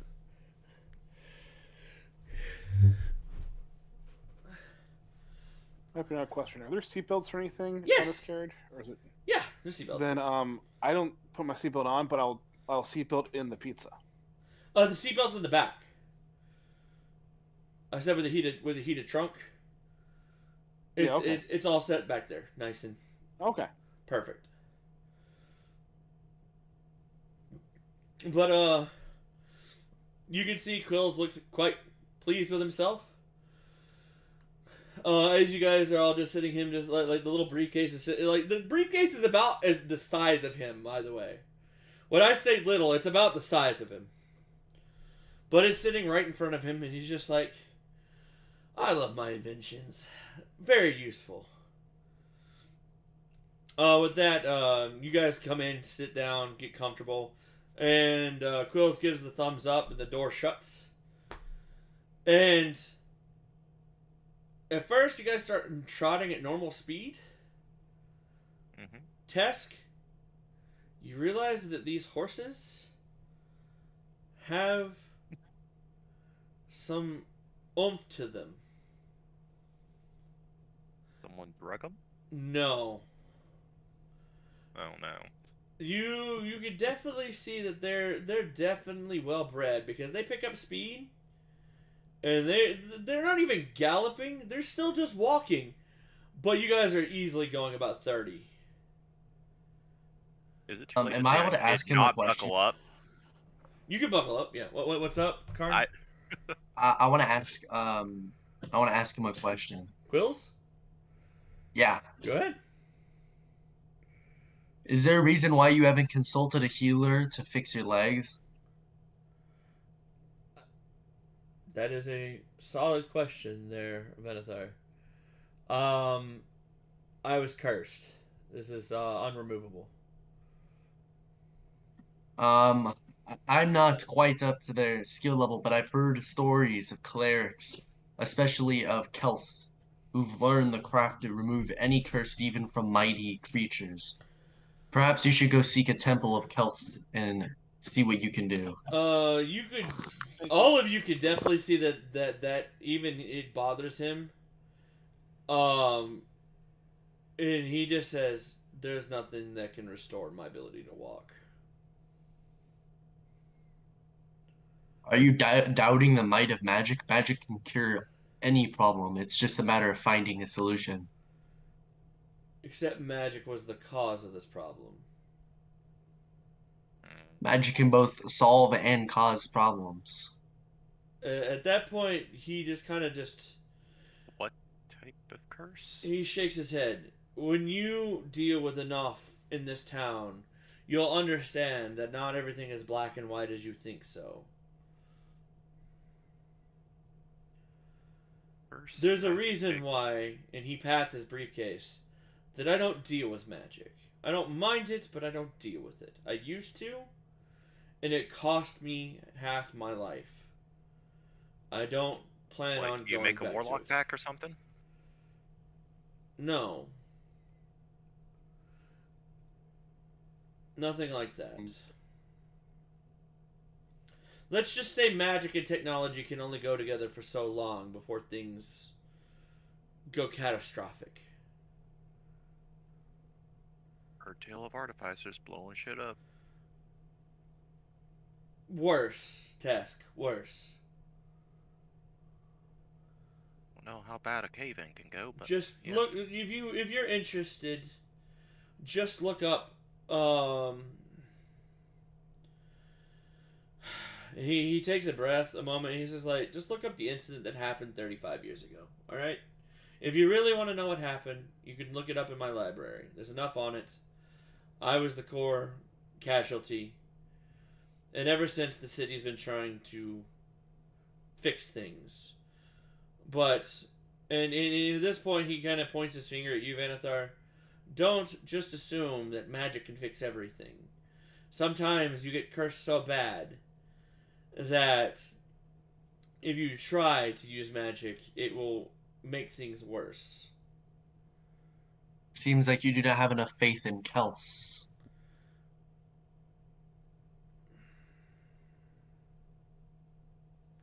At that point, he seems to leave you to your belief. But at that point, you guys have already stopped. Wait. Yeah. How long would a trip like this normally take? If you guys were on foot, would have taken a couple hours, maybe an hour, Well, where we're from with a regular carriage, how long would that take? maybe 30 minutes, And how long has it been? about 5. The fuck. Really good horses. At that point in time, Quills just tosses his wheelchair and yells presses a button as he throws it, and the wheelchair rebuilds itself as it lands, and it just kind of plops down comfortably. Like, it doesn't like crash or anything. It just boop. And he's the first one out. He just he thinks this I want to explain a little bit more. It like, you guys know the little sticky hands that we used to play with, like Oh, God. the rubbery sticky hands. Think of it like that, except this is made out of like wood and stuff, and he's just extending it, and it reaches out and grabs a hold of it, and then it seems to grip it almost perfectly, and then it pulls him like a slingshot.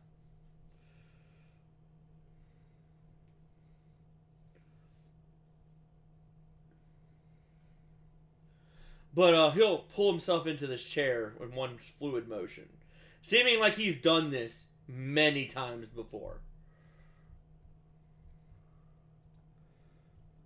At that point, I'm assuming you all get off the carriage and all that good stuff. No, hop down.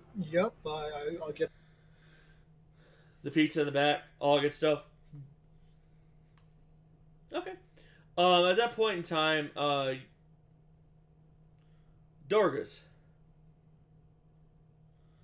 Quills and Hopte would make amazing things. Yes.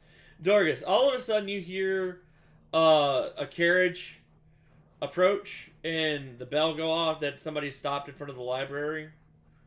You're familiar with this at this point in time. Quills uses the carriage system sometimes if he's found people and brings them back. Or if he's got pizzas. Which you know that he was investigating the dungeon today. So it's very, very possible that he's brought pizzas for everybody. You've had pizzas at this point in time. It's like a weekly occurrence thing. They're fantastic. Only once. Dorgus wouldn't eat pizza. So what? Dorgus wouldn't eat pizza. Why? That's bad for his macros. Is what? His macros. It's bad for his macros. He's the typical gym rat. He only eats like plain rice and chicken breasts.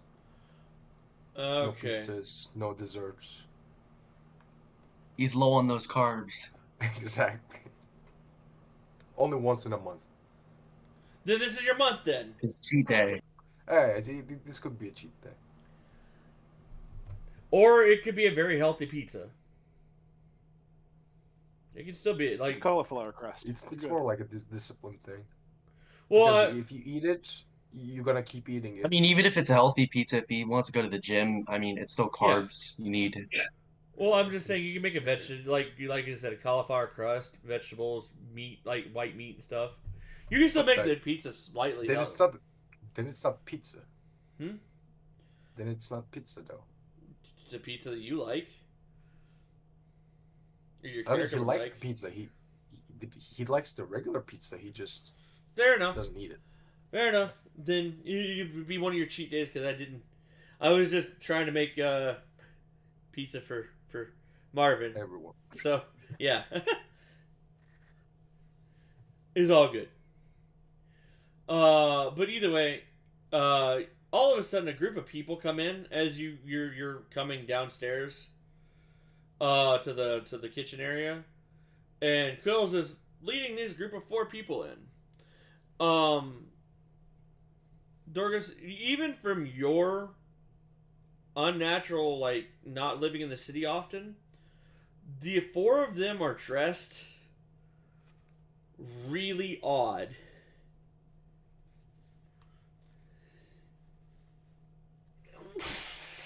I'm sorry, I had to sneeze.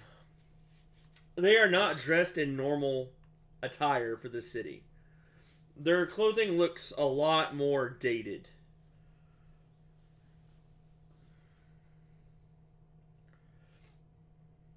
Howdy, folks. If at this point you want to describe your character a little bit, you guys can to each other. I'll let you guys do so.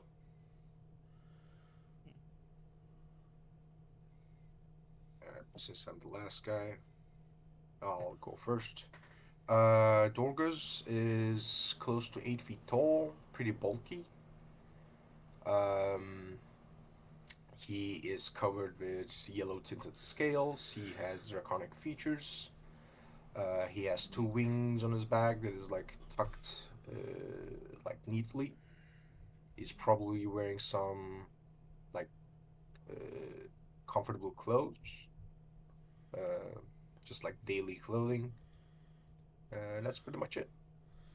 Blue eyes, no hair, no anything like that. Just scales everywhere.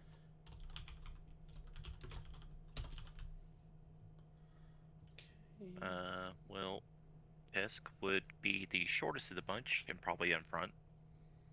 About 2'5" of height.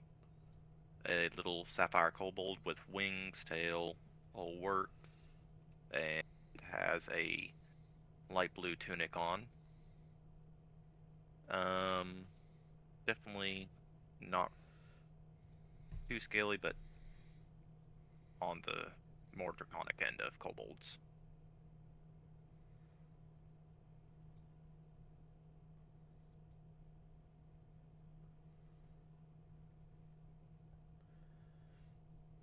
Anybody else? Does Task have wings like the picture? Yes. I guess I'll go next. My character is like a fairly short human guy who has like this ornate scale mail with all sorts of coverings and carvings on of the god Kels all over it.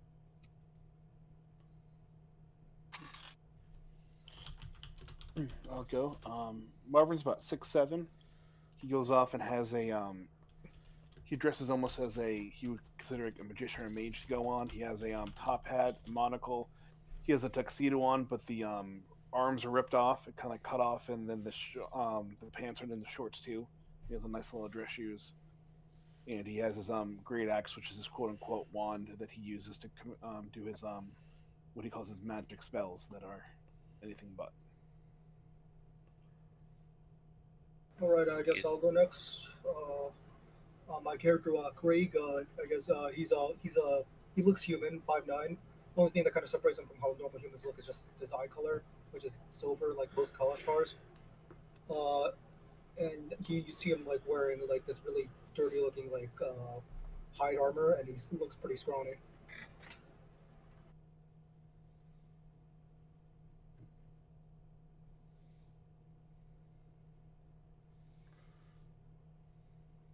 Yeah, Dorgus is just gonna greet everyone. Girlfriend. Howdy. Quills at this point is just like, excellent. So you've all met each other. I'm gonna go ahead and tell you right now, the 5 of you have a lot to learn. Dorgus, these 4, believe it or not, know less than you about technology. I mean, it's entirely possible. They're not from this era. They're not from this area? Sorry, era, E-R-A. And he says they're from 500 years into the past. Like 500 exactly or approximately? Approximately. I haven't decided. We haven't gotten a point just yet. What was the year in question that we traveled? You guys were left about 1550. Yeah. or 1500 in that general urge. Early 1500s, yeah. So Yeah. just say that off the top of my head. And it's early 2000s.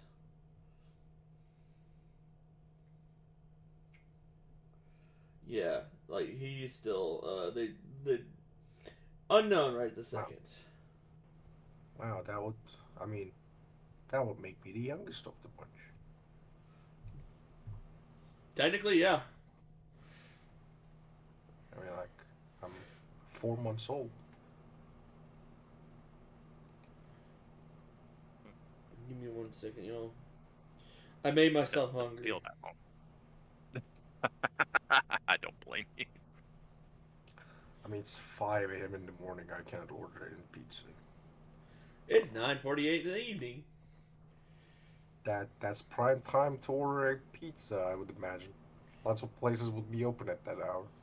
I'm gonna get one Yeah, of my American favorites. service industry runs quite late. Pepperoni mushroom, pepperoni mushroom. Yeah, I guess I'm just gonna get some watermelons later on. I'll do it.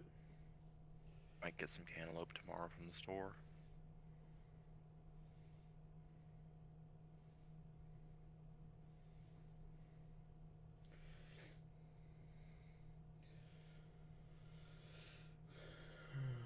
It'll cost me $20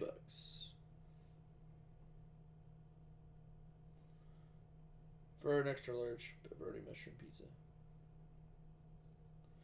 You do not meet the $12 order of $12 for the store you selected.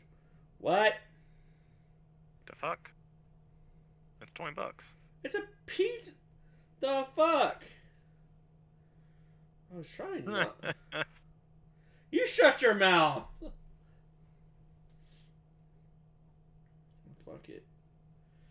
I guess if I'm going to be doing it like that, then I guess I gotta just.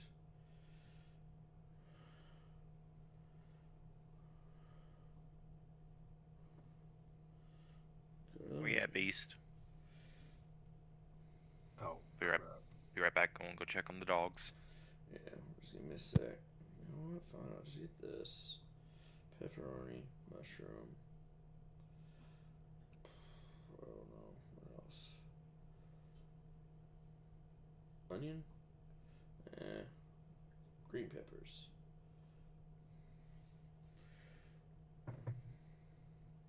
Alright, we'll do that then. Should be enough to deliver.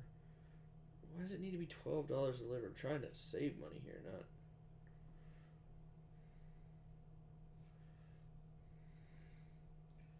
Just $3. Alright. Cool. Got a pizza on the way. Cool. It's probably going to be here in like an hour and a half.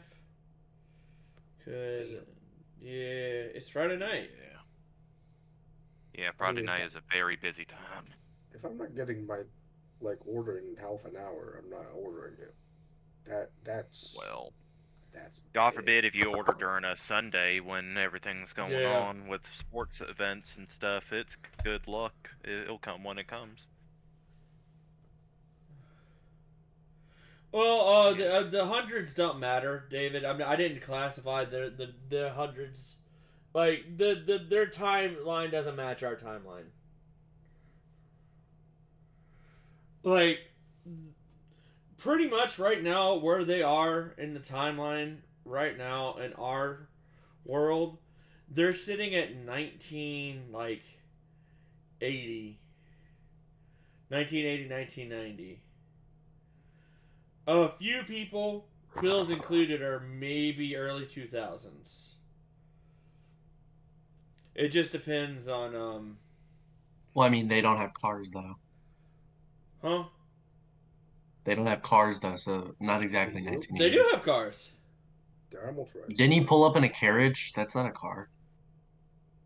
Yeah, but still in 90s or 80s, not everyone had cars.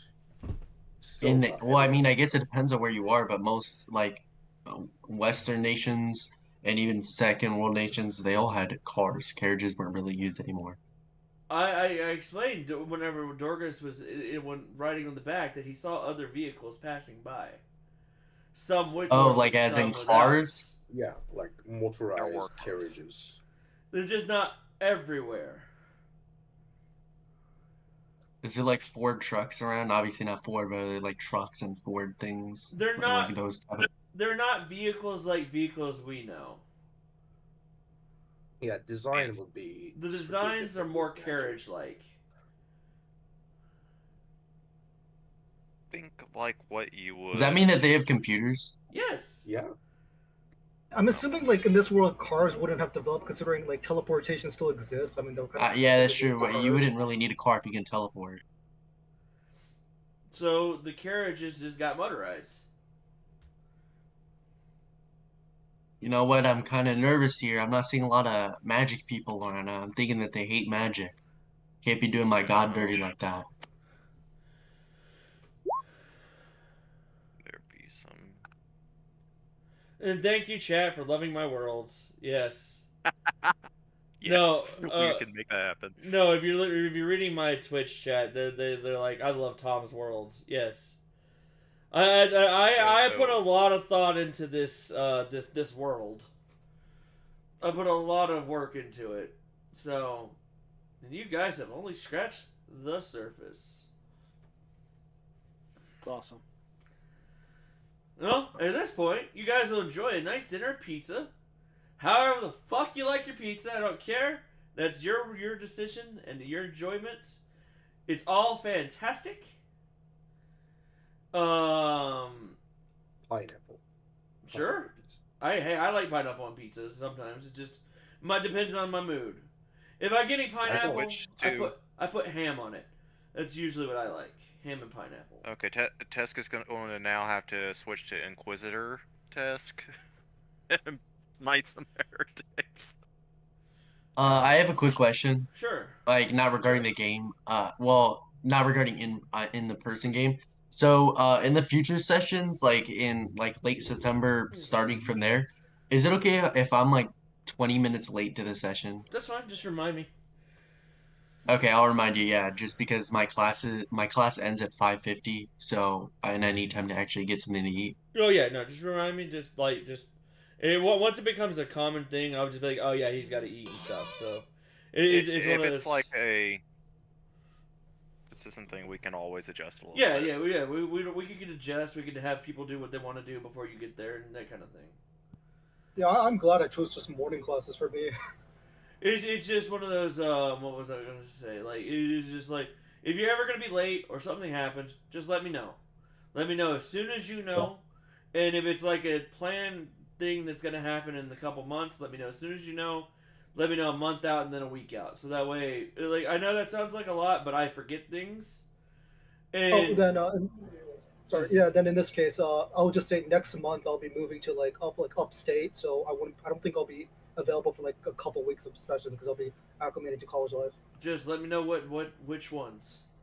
It'll be September, like around like September 22nd is when I start moving in. So I guess roughly like the week that week and then week after, I believe I won't be available. Okay. The 27th and the 4th. Yeah. Okay. Just remind me when it's coming up, and once you got the exact dates that you're going to be definitely not focused, and we could do something else that session, or we could just call it. We could take a break. Whatever we need to do. That's perfectly fine. Yeah, just leave it in the Dungeon City information chat or something. Yep. And we'll and as things come up, just let me know, and we can make do as long as everybody's just keeping everybody in the loop. That's perfectly fine with me. But I'm going to give you guys a little bit of time for the last part of the session. The last part of the session. You guys have some time to look some things up before Quills pulls you in to get your guys' paperwork done. He explains to you all that you all need to get your paperwork in, along with the blood sample and things like that. Dorgas, you've already done this. This Blood is magic is this. they need a blood sample pretty much medically check your DNA and things like that. Which, out of character, gonna bring some cool shit. In character, you have no idea what the fuck they're talking about. I don't know why they need to test blood unless they want to tell me how much of a dragon I am. Oh, they can do that. You need this they for like a can. blood ritual, or No. Yeah. He will explain that it is purely for. Oh man, my hip needs to pop. Give me a second. God, hip. Getting old, man. I hate it. Well, David, if you want to come up to drive up to Tennessee, I've got pizza. But probably by the time you get here, it's probably gonna be gone because I'm a fat ass.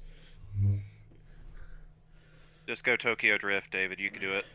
Oh, Florida, Tennessee. Do.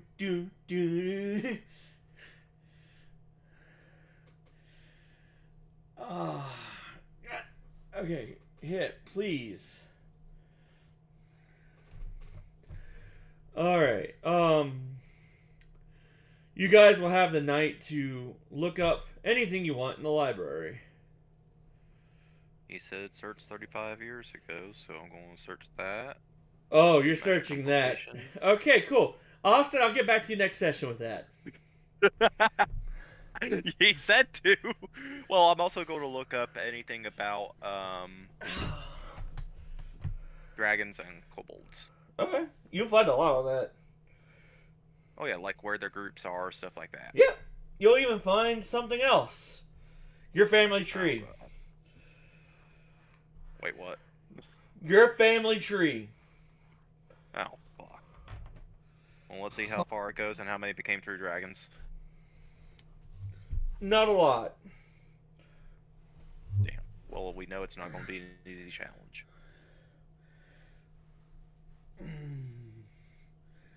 Okay, Hip, if you please do not stop.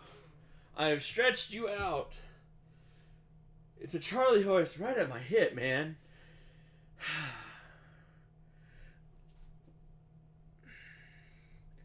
Okay. Got one of those. Yeah, I'm gonna be right back, y'all. You good? Yeah. Take care, man. Just give me a sec. I'm gonna go stretch my leg out. God, it hurts. Alright, be right back, y'all.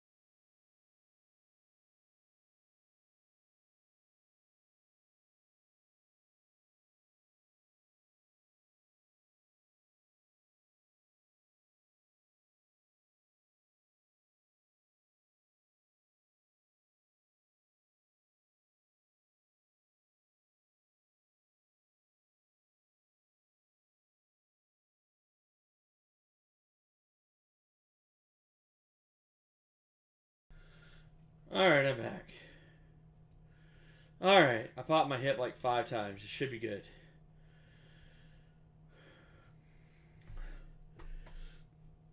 Alright, Austin, looking up all that. Who's looking up what next? I'm just gonna add stuff to the library. I'm not gonna look up anything. I'm assuming you've already looked up things. Yeah, like I probably looked up that 35 years ago thing. I'll probably looked up if there was any records of my dragon teacher, which I assume there wouldn't be any because he's been sitting there for like 1,000 years. There will be records of rumors of him. That's about much as you get.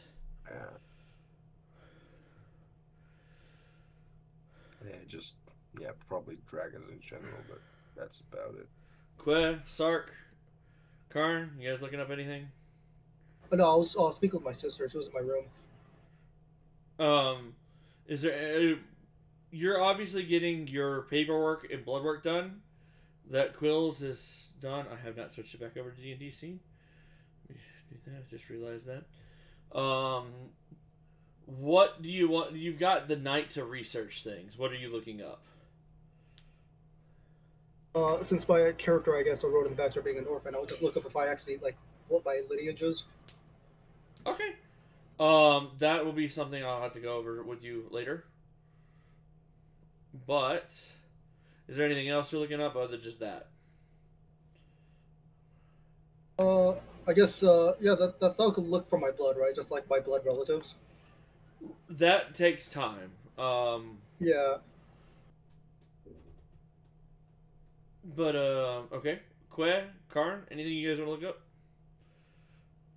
I guess to look up the equivalent of some sort of like picture book or something I can kind of just like view. Sure. Considering I can't really read any of the text. At that point, Quills will set up a couple of books that you read. He'll read off to you that you think sound interesting, and he's like, "Come," and he'll lead you to this. Are there audiobooks? Yes. Okay. And he'll lead you to this machine, and he'll set you down in front of it, and he'll hand you this headphones he'll show you that go over your ears, and he's just like, "All right, look, it's real easy. Press this button if you want to play," and he'll show you. Press this button to stop. Rewind and fast forward. Rewind goes backwards on the tape. Fast forward goes forwards on the tape. If you want to listen to something again, you can hit rewind and it'll go back to a certain point, and it'll read over the part again. However long you hold the button is how far and fast it'll go. And it is a fairly simplistic concept to you. Once you do it a couple times, you kind of grasp it, and you can start listening to audiobooks. Okay, great. Yeah, that's fine. Karn, anything you want to look up? I'm probably gonna look up like general generic information, but I want to contact my god right now. Sure. I want to ask Kels the state of magic in the world at the moment. It is positive. No, Abby, it is not Quills reading them. It is a nice female voice though, Que. I will give you that. Okay. What do you mean positive? Like he's happy with where the world is magic wise. Am I able to find out any information about any temples to Kels? Sure. There are plenty of information. Like the library's full of information, including a map of the area, locations, and stuff like that. Well, no, ask my god for that. Oh, you're gonna ask God for that? He'll. You feel one relatively close by, but you don't have it like you know there's one in the general area. Yeah, no, I don't want specific direction. I just want to know if there are any in this town. Yeah. Or city, I mean. There's plenty. There's probably at least one temple per each god in each sector. Minimum. for all the major gods. Kels is a major god. Yeah, and then I want to ask her what she thinks about all this technology usurping Magic's place. She. Give me 1 second. Kels is a male. Oh, Kels, that's fine. I don't care either way. I didn't know. Yeah, I put goddess in there if it's a female, but Wels is a female. That's Kels's sister. Kels he the feeling you get is kind of a mixed feeling, but it's not a bad mixed feeling. It's more of he wishes there was more, but he's happy with where it's at. Like, there could always be more magic in the world.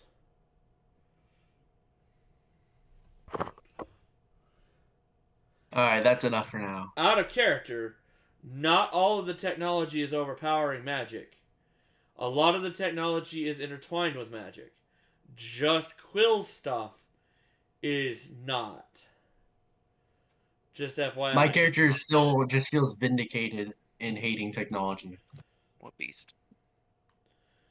Quills has a love-hate relationship with magic. He loves what magic can do, but what's done to him... Also knows what it could do.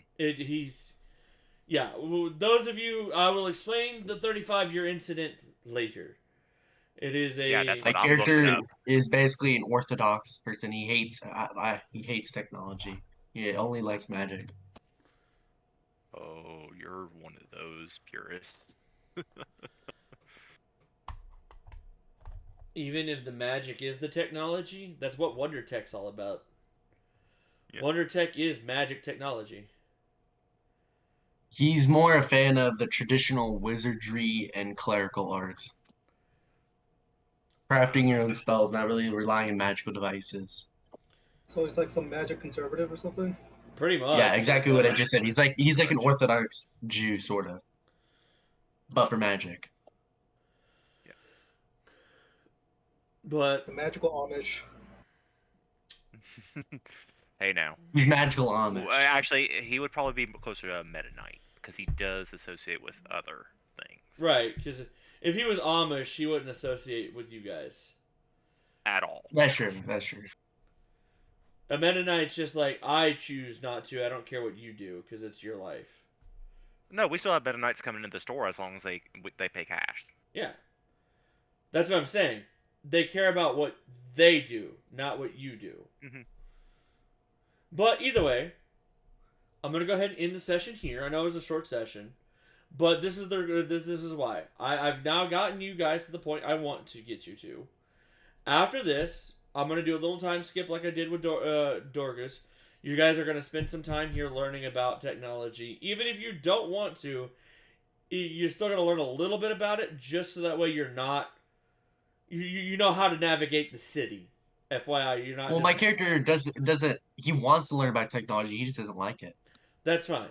So, what we're gonna do is we're just gonna time skip that, and then after that, I want all of you guys to tell me what you guys want to do in character, what your guys' goals are, and starting next session, I will give you guys any information that you want to look up over the next couple of days or months or so, however long we decide to time skip.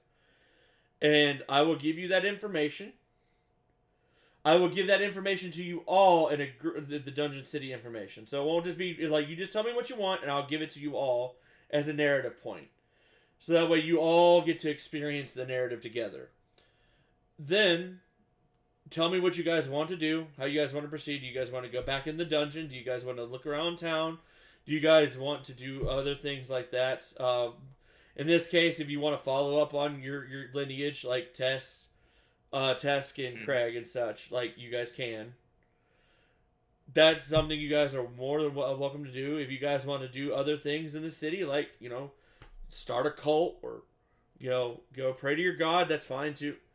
Just give me something that you want to do so that way I can build your next session off what you want to do rather than just saying, what are you doing? And having to play, build it right there kind of thing. You know what I'm saying?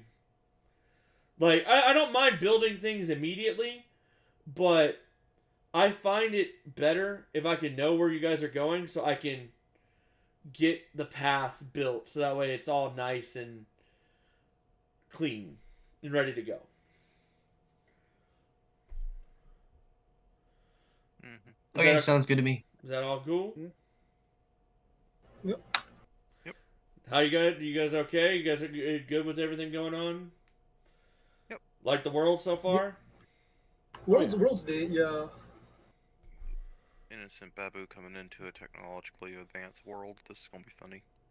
Hey, I'm excited. There's a lot to it. I Right. hope you guys delve into the world. Like I'm gonna put as much as you guys want to dig. I will add more to it. I am a world builder DM first. So the more you want to know about this world, I will give you the details. Yeah, I mean, I guess this is like out of character. I would like to know more, but like how because like compared to like in our world, we have no such thing as magic. So technology will be, kind of very different from your world because there's magic to consider when you think of stuff like when you make a device, you could just think of, oh, I could do this with magic that's relatively cheap, so why make it? So I want to see like Well, how you think Be right back. Artificer? We know Pizza. what those are. Pizza, be right back. Gotcha.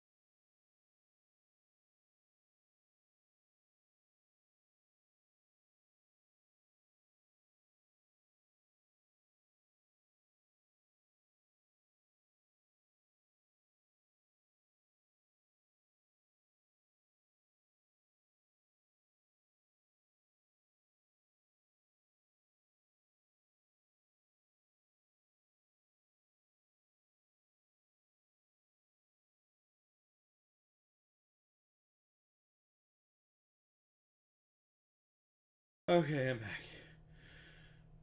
Alright, I'm back. But also, yeah, very dependent on like the world itself, because most of these That's true. It depends on commercial how common things, magic is.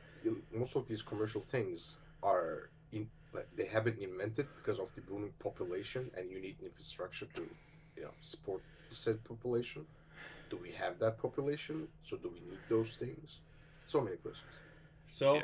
Not to mention. like I was saying, any questions you have like that, any research you want to do, hit me up, and I'll tell you more as you ask more. But I don't have all the answers right here, right now, because I have built the world. The world exists in my mind, but with the questions you're gonna have to ask, I have to think about it and come up with a narrative reason why things are like that way they are. Make sure that it fits. I don't want to give you just a quick answer and then be like, shit, that was the wrong answer. Do you want us leaving questions in No. D&D chat, or do you want it private chat? I want it private chat.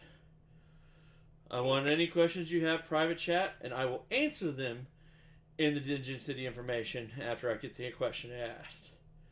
If you guys all ask me the same question, that's perfectly fine. The reason why I'm saying don't do that because my like with you guys, how you guys talk, I'll be searching for questions, and I will like it'll take me a lot harder to find them, especially if you guys are talking and stuff and conversing between you guys as a party like you've been doing.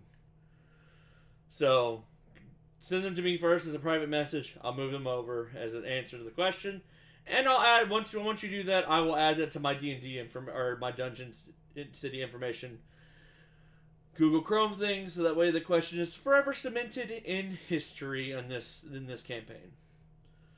Sound good? Sounds good. Sounds good. All right. Well, you guys are free to go. Next session will be next week. Like I said, I just need to know what you guys want to do. Each one of your characters can have something else that you want to do. The only thing I just asked that is if you're going to go off on your own, make it simple. Otherwise, bring the party with you. No reason why you shouldn't. And you guys will kind of... The four of you are already kind of a party, but Dorgoose will kind of intermingle himself in. You guys will kind of... Like, Quills will just kind of send you 5 out as his 5 special kids. But either way, if you guys have anything else you want to talk about or anything like that, speak now. Alright, I'm gonna head out. I'm hurting a little bit. Okay. more than I Yeah. expected. Go get some Go rest, ahead bud. and rest up, bud. Don't strain yourself. Much love to all of you guys. And I'll see you guys next week. Okay. see you. All right, see you next time.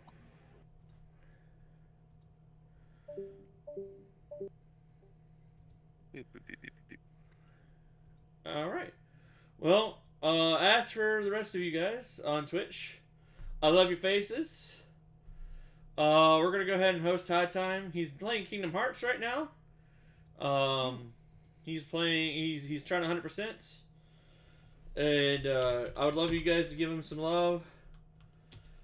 Other than that, I hope you guys have a fantastic weekend. I'm gonna enjoy the pizza that's behind me. Austin, would you mind staying in just a little later? We'll talk just for a second. Other than Yeah, I that, can switch to Game Room 1 if you want. yeah, I'll meet you in there. Other than that, Okay. I love you guys' faces, and I will see you tomorrow.